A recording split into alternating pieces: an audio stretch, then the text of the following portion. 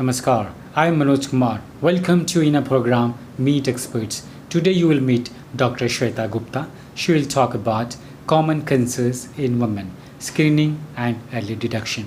So without spending so much time, let's meet Dr. Shweta Gupta.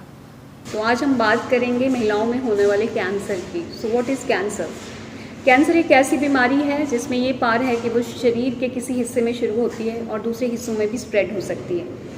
सबसे पहले हम कैसे पहचानेंगे कि बॉडी में कैंसर चल रहा है? तो इसके कुछ लक्षण होते हैं। हर कैंसर के अलग लक्षण होते हैं।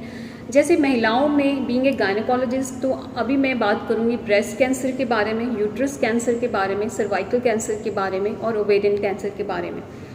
सो जो लक्षण है ब्रेस्ट कैंसर के, वो ब्रेस्ट में होने वाली सूजन या कोई लंप या उसमें निप्पल का अंदर को धंस जाना या निप्पल में से खून आना या ब्रेस्ट के साइज़ का चेंज हो जाना या उसकी स्किन का चेंज हो जाना, कलर रेडनेस आ जाना, तो ये सारे लक्षण हो सकते हैं।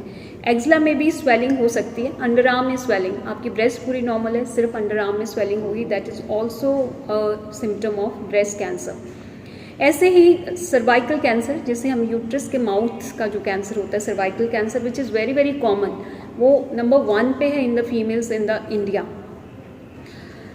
उसका जो लक्षण रहता है वो ब्लीडिंग है। ज़्यादातर ब्लीडिंग की प्रॉब्लम के साथ बच्चेदानी का कैंसर, सर्वाइकल कैंसर जुड़े हुए हैं।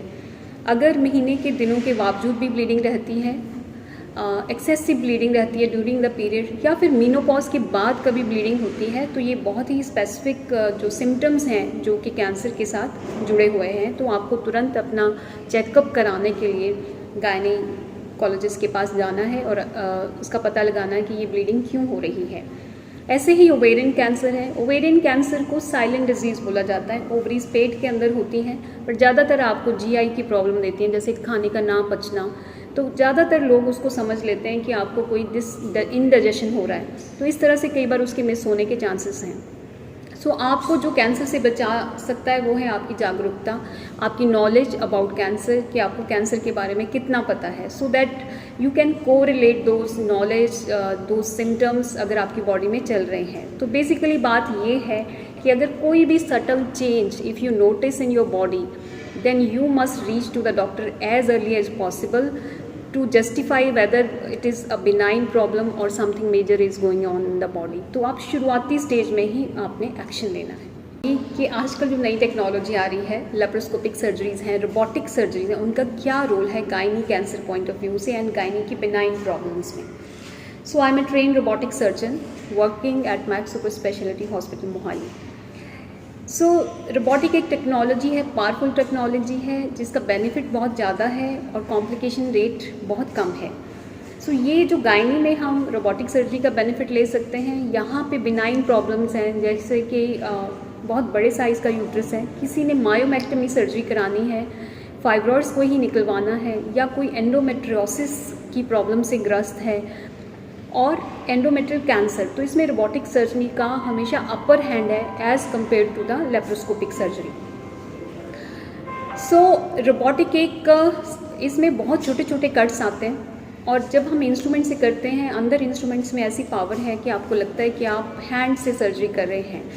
तो जो स्टिचिंग करते हैं आफ्टर द फाइबर रिमूवल जो बेड की, तो जब हम रोबोटिक टेक्निक से करते हैं या लेप्रोस्कोपिक टेक्निक से करते हैं, तो रोबोटिक का उसमें एज है, क्योंकि उसमें सूचर बहुत क्लोज और अच्छी तरह से होते हैं, चांसेस ऑफ इन्फेक्शन कम होता है, तो बाद में जो स्ट्रेंथ आती है यूट्रस की बेबी को बेयर करने के लिए, वो बहुत अच्छी है। ऐसे ही एंडोमेट्रियोसिस है, जिसमें सारा शरीर आपका अंदर से चिपका हुआ होता है। हमें एक बेटर कैमरा की, बेटर इंस्ट्रूमेंट की ज़रूरत है, तो रोबोटिक सर्जरी उसमें बहुत हेल्पफुल है। Then comes its role in the endometrial cancer, जहाँ हमें आसपास के लिम्फ नोड्स भी रिमूव करने होते हैं। सो जब हम pelvic lymph node robotic technology से रिमूव करते हैं, तो उनकी यील्ड जो है वो भी ज़्यादा आती है, उसमें कॉम्प्लिकेशन का रेट बहुत कम है, क्योंकि वो लिम्फ नोड्स एक बहुत ही इंपॉर्टेंट जगहों पे होते हैं, जो कि हमारे बड़े ब्लड वेसल्स हैं, आर्टरीज हैं, यूरेटर है, तो बहुत इंपॉर्टेंट ऑर्गन्स उनके आसपास होते हैं। तो रोबोटिक सर्जरी से हमें उनकी डिसेक्शन में हेल्प मिलती है। और रोबोटिक सर्जरी का जो बेनिफिट है ये है कि आप हॉस्पिटल में even after the cancer surgery 2 से 3 दिन में डिस्चार्ज ले सकते हैं और अपनी जो लाइफस्टाइल है उसको एज अर्ली एज अज्यूम कर सकते हैं, जैसे after lag of 7 to 10 days। सो जो आप भी जिनको ज़रूरत है कोई भी इस तरह की बीमारी से पीड़ित हैं तो वो आप न्यू टेक्नोलॉजी का लाभ उठा सकते हैं. You can contact us for if you want any treatment in endometriosis, fibroids, myomectomy surgeries or endometrial cancer.